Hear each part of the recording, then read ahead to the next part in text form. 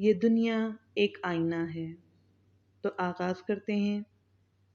کہتے ہیں کہ ایک بادشاہ نے ایک عظیم الشان محل تعمیر کروایا جس میں ہزاروں آئینے لگائے گئے تھے۔ ایک مرتبہ ایک کتا کسی نہ کسی طرح اس محل میں جا گھسا۔ رات کے وقت محل کا رکھوالا محل کا دروازہ بند کر کے چلا گیا، لیکن وہ کتا محل میں ہی رہ گیا۔ کتے نے جب چاروں جانب نگاہ دوڑائی تو اسے چاروں طرف ہزاروں کی تعداد میں کتے ہی کتے نظر آئے۔ اسے ہر آئینے میں ایک کتا دکھائی دے رہا تھا۔ اس کتے نے کبھی بھی اپنے آپ کو اتنے دشمنوں کے درمیان پھنسا ہوا نہیں پایا تھا۔ اگر ایک آدھ کتا ہوتا تو شاید وہ اس سے لڑ کر جیت جاتا، لیکن اب کی بار اسے اپنی موت یقینی نظر آ رہی تھی۔ کتا جس طرف آنکھ اٹھاتا اسے کتے ہی کتے نظر آتے۔ اوپر اور نیچے چاروں طرف کتے ہی کتے تھے۔ کتے نے بھونک کر ان کتوں کو ڈرانا چاہا۔ دھیان رہے، آپ جب بھی کسی کو ڈرانا چاہتے ہیں آپ خود ڈرے ہوئے ہوتے ہیں، ورنہ کسی کو ڈرانے کی ضرورت ہی کیا ہے۔ جب کتے نے بھونک کر ان کتوں کو ڈرانے کی کوشش کی تو وہ لاکھوں کتے بھی بھونکنے لگے۔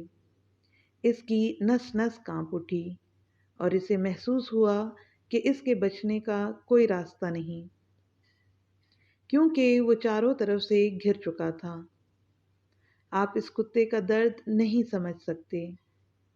جب صبح چوکیدار نے دروازہ کھولا تو محل میں کتے کی لاش پڑی تھی۔ اس محل میں اور کوئی بھی موجود نہ تھا جو اسے مارتا اور اس کو قتل کر دیتا۔ محل بالکل خالی تھا، لیکن کتے کے پورے جسم میں زخموں کے نشان تھے۔ وہ خون سے لت پت تھا۔ اس کتے کے ساتھ آخر کیا ہوا؟ خوف کے عالم میں وہ کتا بھونکا، جھپٹا، دیواروں سے ٹکرایا اور مر گیا۔